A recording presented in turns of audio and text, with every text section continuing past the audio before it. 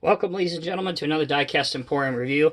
Today we're going to be taking a look at a Diecast Masters model, which was originally a Norscot model.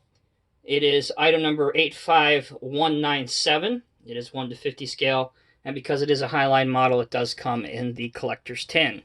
It is important to note at this point that this one was redone before Diecast Masters allowed the operator to be taken out or put in. So unless you plan on taking this model apart, you will get this model with the operator already inside the cab. So let's go ahead and look at some of the details and functions of this particular dozer. Important thing to note, as you can see, we have a really smooth surface here. There's very little friction, yet the tracks roll very, very well, as you can see, in either direction. And that's helped by really, really loose tensioning in the tracks, but really it looks quite well, looks quite good. Your ripper assembly does go to about there. Not the best, but it does go even with the machine. Moving towards the front,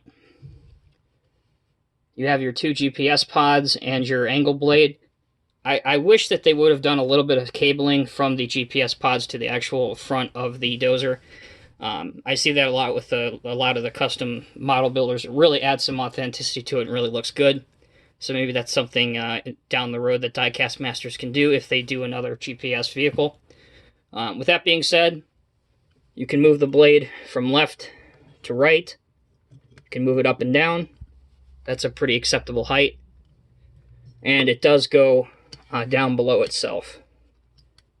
So you can pose the tractor wheels free if you want to do that. While we're at the front, we'll take a look at the grille. It has lights, nice Caterpillar logo.